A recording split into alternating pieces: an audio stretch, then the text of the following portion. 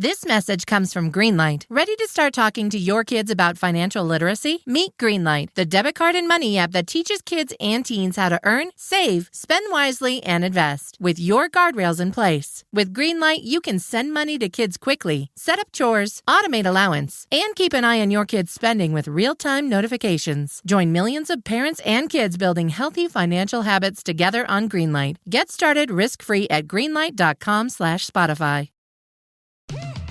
At Verizon, anyone can trade in their old phone for a new one on us with Unlimited Ultimate, which means everyone in your family could get a new phone and stay on your family plan, keeping you close. Hey, Mom, you seen my toothbrush? Yeah, I'm almost done with it. Oh, maybe too close. Trade in and additional terms apply. See Verizon.com for details. Welcome back to Mama Mystery. I am your host, Kelly. And before we get started, I just have to say, if you are a parent like I am, we are currently on day 29 of Christmas break.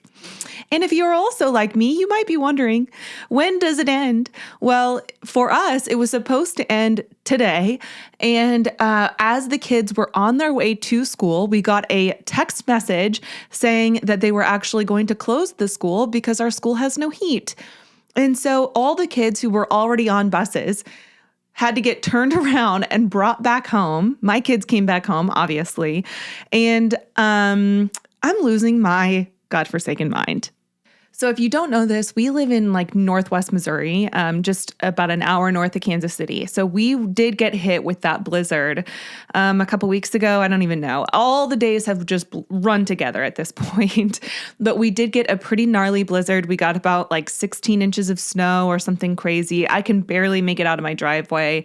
Even still, the snow is just not going anywhere. It's not melting. We haven't had temperatures high enough to melt any of the snow.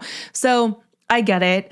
But why don't our schools have appropriate heat? I still don't understand that. So many of our schools in our district are ancient, and that's probably a political discussion for another day. But anyway, all of this is just to say, if you are a parent who is losing your mind, you're not alone.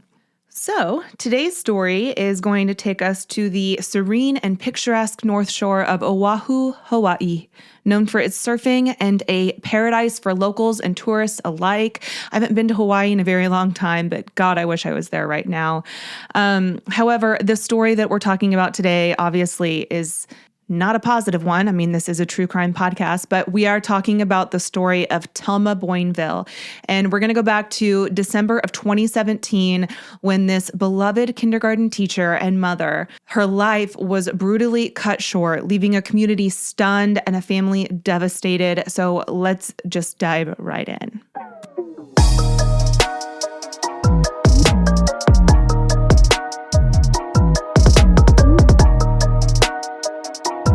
Born and raised in Brazil, Telma Boynville radiated a warmth and an energy that just drew people to her. Her friends and family in Brazil remember her as someone who loved life and sought beauty and purpose in absolutely everything she did. It was this adventurous and determined spirit that led her to move to Hawaii in the 90s.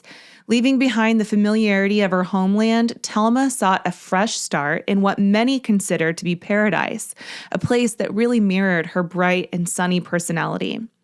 Hawaii became more than just her home, it became her sanctuary.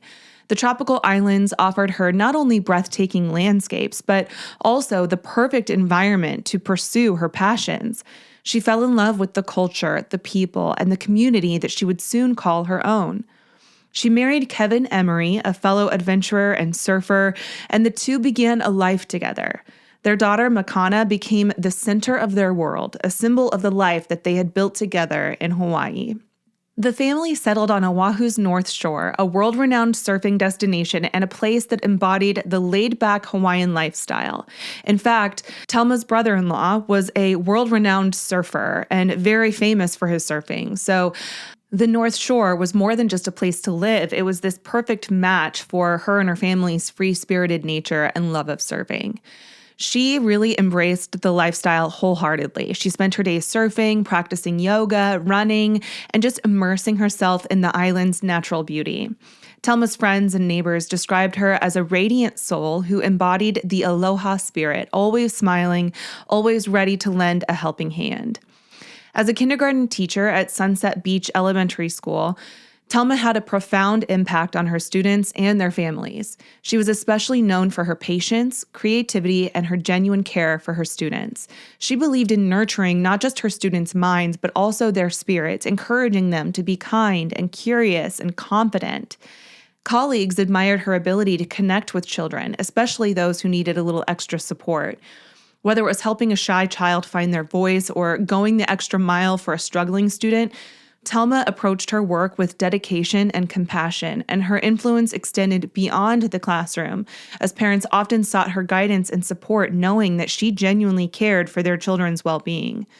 Now, teachers like that are so rare and such a gift, and when you find one like Telma, you realize not all teachers are created equal. Some just go above and beyond just the job, and that was Telma.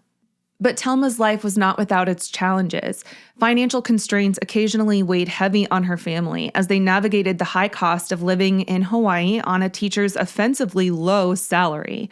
So to supplement her income, Telma took on a part-time job cleaning vacation rental homes like Airbnbs or VRBOs, and she often worked long hours to ensure that her family could enjoy special experiences like a snowboarding trip that they had planned.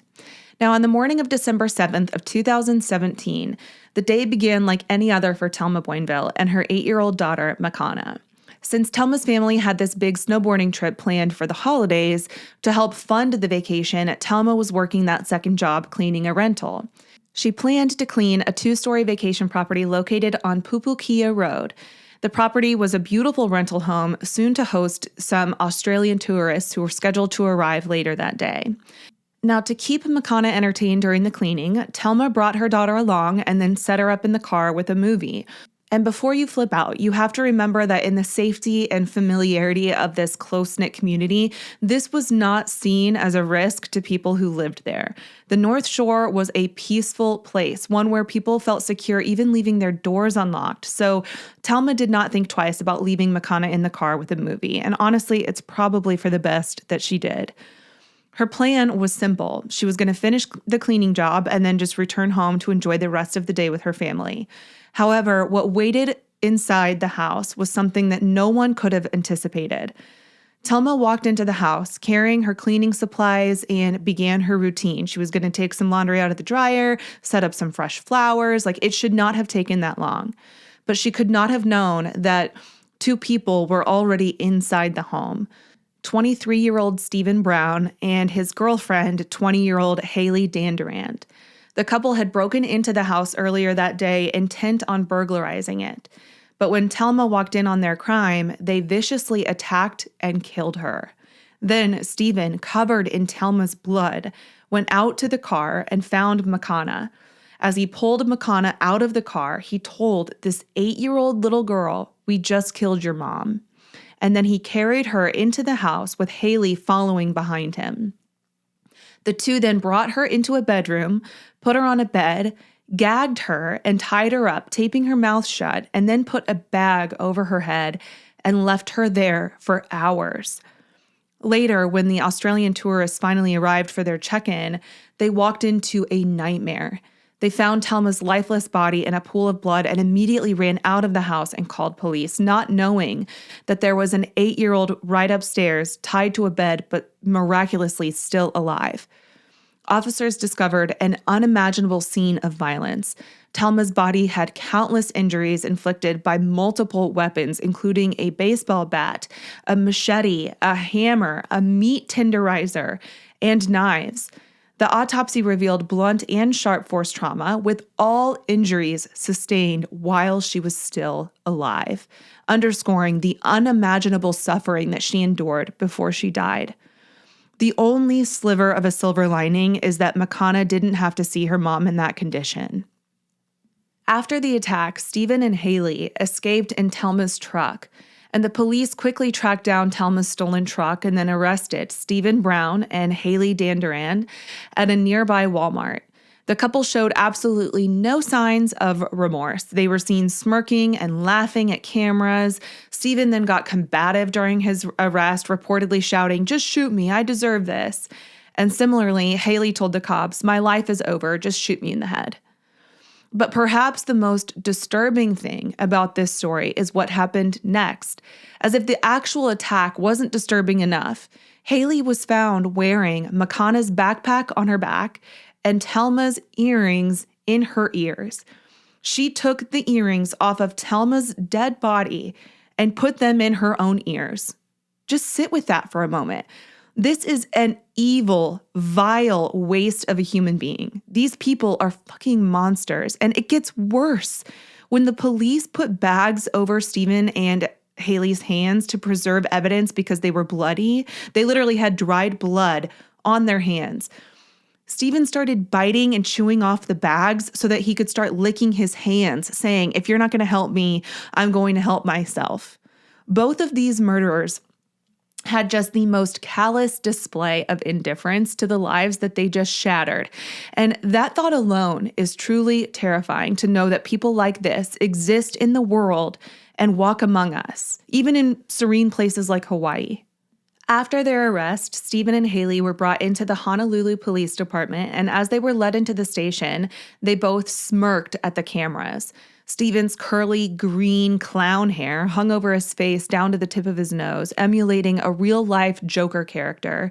And Haley's ratty pink hair hung over her shoulders, but in the back, on the crown of her head, you could see where this huge area of her hair had been cut really short, almost like she had this horrible rat's nest that she just cut out because she was too lazy to actually brush it, and then left all the rest of her hair to hang down. It seemed obvious that these were two sick, twisted individuals who were probably on drugs.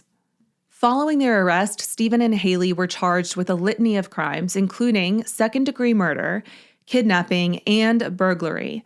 The clothes that they were wearing at the time of their arrest were still covered in dried blood, and so their clothes were taken as evidence, and they showed up to their first court appearance in jail-issued clothing. Investigators meticulously documented every detail, ensuring that no piece of evidence was overlooked. And I want to talk a little bit about Stephen and Haley's past. Stephen Brown was born in Ohio and later grew up in St. Petersburg, Florida, where he was raised by foster parents. Now, his childhood, though not extensively documented, was apparently marked by upheaval and instability, which is a common denominator in many cases of violent behavior. Though it's not an excuse, so don't twist my words. I'm not trying to make excuses for him. I'm just stating that this does seem to be a common theme. But by the time he reached his early 20s, Stephen's life had already taken a darker turn. Reports suggest that he had a propensity for erratic and antisocial behavior coupled with a volatile temper. And these tendencies really laid the groundwork for his later actions. His criminal record reveals a history of violent offenses, and one of the most notable entries was a charge of domestic violence that was alleged by Haley herself. Although she later dropped the charges, this incident certainly shed light on the toxic and volatile nature of their relationship. In addition to violence, Stephen exhibited behaviors that others described as bizarre and unsettling. A former roommate who identified himself in media reports as Ray spoke to the media about living with Stephen at one point. So they all lived together in this house with about 10 people, and Ray recalled a time when Stephen had a dog that he wasn't supposed to have. Dogs weren't allowed in this place, but he had a dog and he spray painted the dog and then just allowed it to run loose in this shared living space. And Ray also recalled how Stephen changed his name to Axel Hayes Hendricks, probably because Stephen Brown wasn't edgy and cool enough.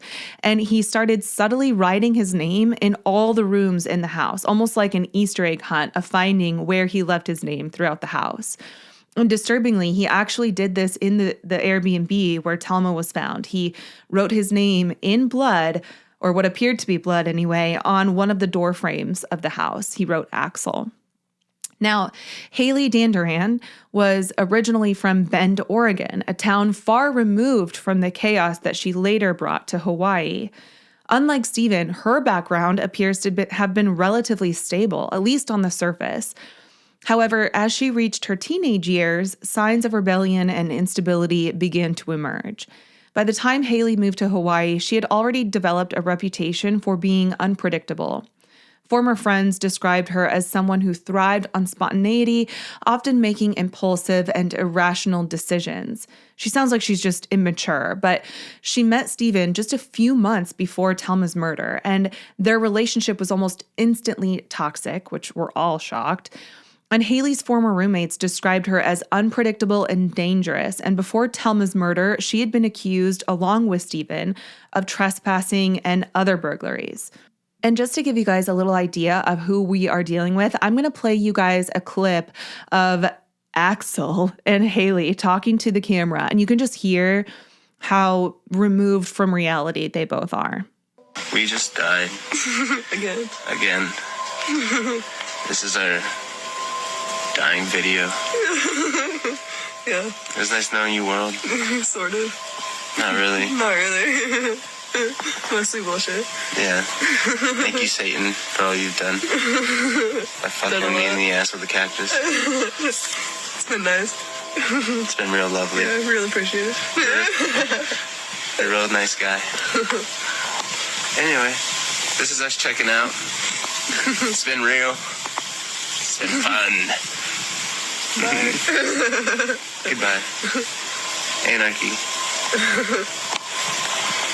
Painful. I know. The whatever that sound was that she's making, I'd hate to say it's even a laugh. It was just so painful to listen to. But if you care to see the actual video, I'll put it on my Instagram, mama.mystery podcast. But in the video, they both look like they're just high out of their minds. They're flipping off the camera. They're just clearly nonchalant about their complete failure to thrive. But for the brutal murder of Telma Boynville, Steven and Haley faced multiple charges, including second-degree murder for the death of Telma, kidnapping for what they did to Makana, and first-degree burglary for breaking into the Airbnb.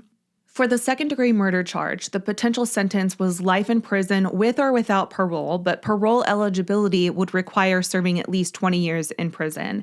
And for the kidnapping charge, each count could have carried up to life in prison with the possibility of parole.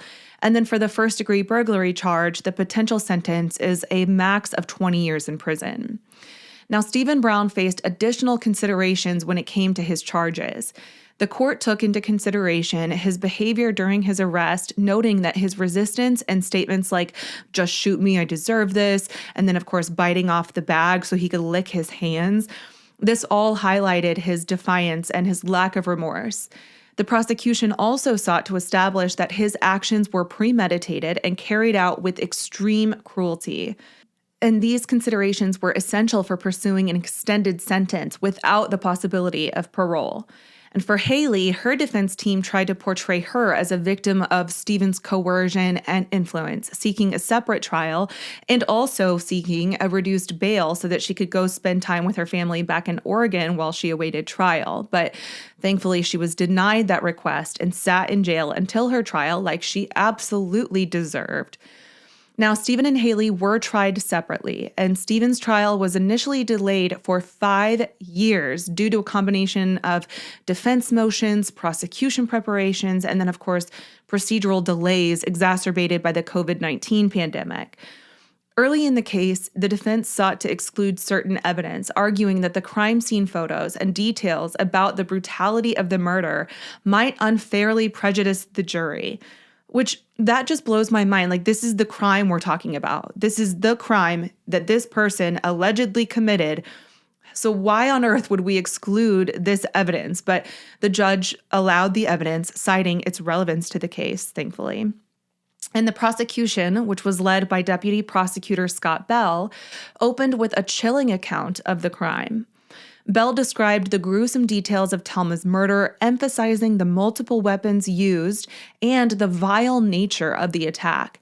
He painted Stephen Brown as a willing participant and argued that his actions were intentional and premeditated. His defense attorney, William Bagasol, countered by attempting to shift the blame to Haley Dandurand, portraying her as the primary aggressor. And listen, we're all shocked that they got separate trials and they're both just blaming each other. Like, this is exactly what criminals do. But the defense also claimed that he was caught up in Haley's actions and had no intention of killing Telma. Bagasol also argued that one of the cops who cried during his testimony created prejudice in the jury and wanted a mistrial, to which the judge declined. But that just shows you how vile this crime was, that a cop on the stand was actually crying as he recounted finding Telma and Makana. Jurors were shown graphic images of the crime scene, illustrating the severity of Telma's injuries in the blood-stained room where her body was found, including Axel's name written on the doorframe. Forensic experts testified that DNA from both Haley and Stephen were found on weapons at the scene, including a baseball bat, machete, and the meat tenderizer. Stephen's fingerprints were also found on Telma's body. Now a teenager, Telma's daughter Makana bravely delivered critical testimony. She recounted being tied up, gagged, and told that her mother had been killed. And her identification of both Stephen and Haley as her captors just solidified their roles in the crime. Makana's testimony was both powerful and heartbreaking, and I just have to point out that this was another thing that Stephen and Haley put this poor girl through, because neither of them took responsibility for what they did. They forced this girl to have to testify and face them once again. The prosecution highlighted Stephen's disturbing behavior during his arrest, including licking blood off his hands and attempting to remove the evidence bags with his teeth. And this behavior was presented as evidence of his unstable mindset and his lack of remorse. Stephen's legal team focused on portraying Haley as the mastermind behind the crime, and they argued that Stephen's role was limited to just tying Telma and Makana under Haley's orders, claiming that he had no part in the actual murder and that he is a changed man of God now. Which few things piss me off more than when a brutal murderer claims to be a changed person of God while also just ignoring the principles of Christianity that include humility and accountability and truly living out the values of love and justice and compassion. Like, disregard all those tenets of Christianity, but just label me as a Christian so that you feel bad for me and maybe are more lenient on me. Like, that is just such a cop out and a manipulation of the system. It very much frustrates me.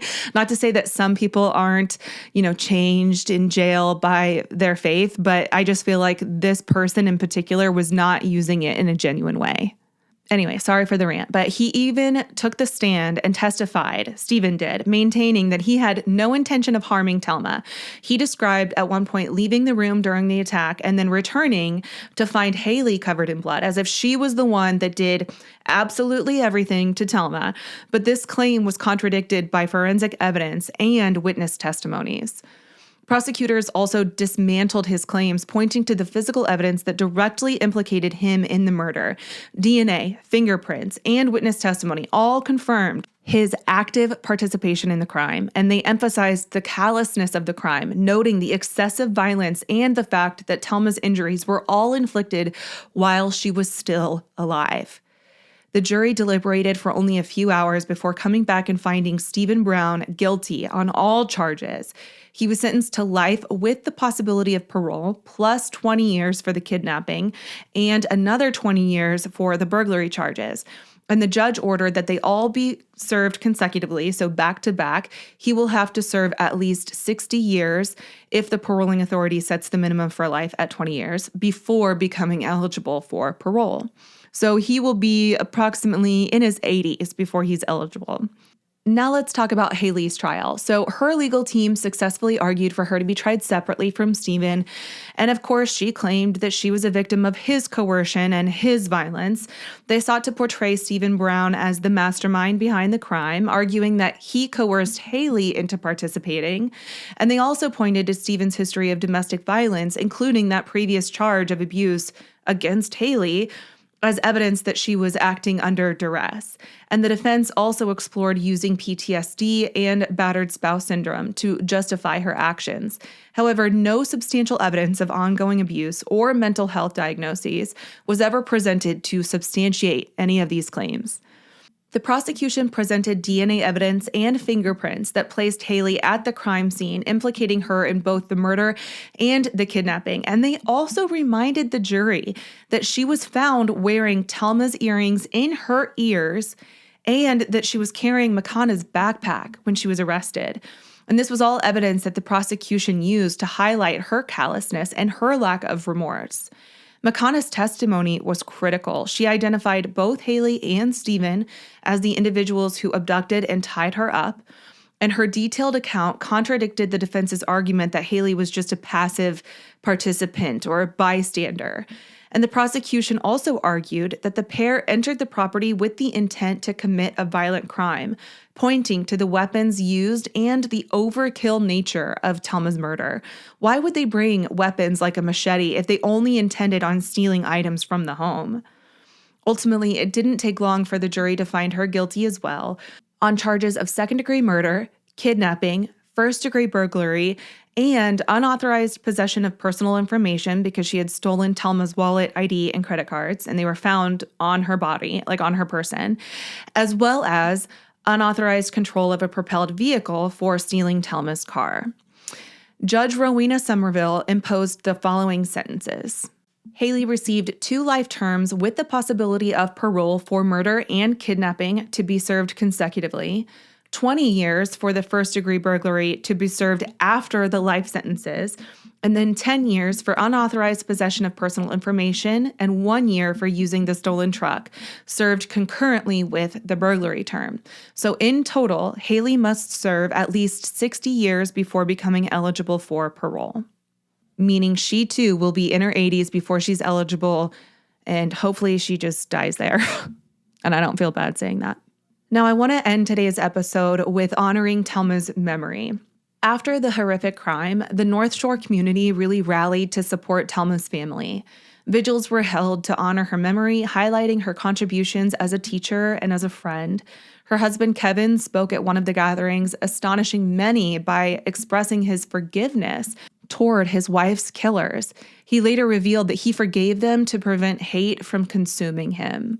His heartbreak was palpable as he described the impact of the crime on Makana as well.